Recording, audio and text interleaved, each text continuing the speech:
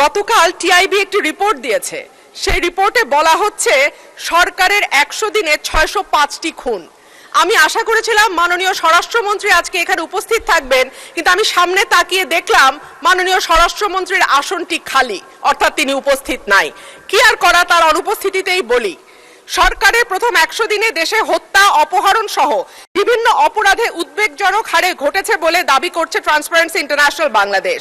এই সময় দেশে 605টি খুন, 196টি অপহরণের ঘটনা ঘটেছে বলে জানায় সংস্থাটি। প্রতিবেদনে দেয়া পরিসংখ্যানে দেখা যায় মার্চ ও এপ্রিল মাসে মোট 605টি খুন, 294টি ছিনতাই, 90টি ডাকাতি, 196টি অপহরণের ঘটনা ঘটেছে।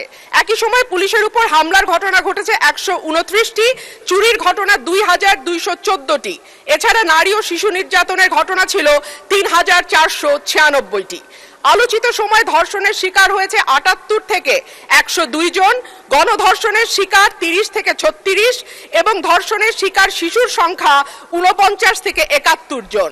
মাননীয় স্পিকার, আমাদের এই পরিসংখ্যানটি স্পষ্ট করে দেয় বাংলাদেশে গত 3 মাসে আইন শৃঙ্খলা পরিস্থিতির অবস্থা কি।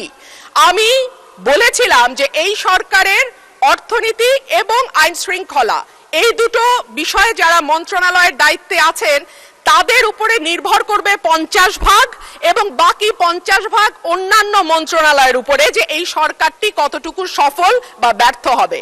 আজকে মাননীয় স্বরাষ্ট্রমন্ত্রী সংসদে উপস্থিত থাকলে আমার পক্ষে সহজ হতো আরো স্পষ্ট করে বলা যে এই সরকারের সফলতার 50 ভাগ দায় অর্থ এবং স্বরাষ্ট্রমন্ত্রীর উপর নির্ভর করে।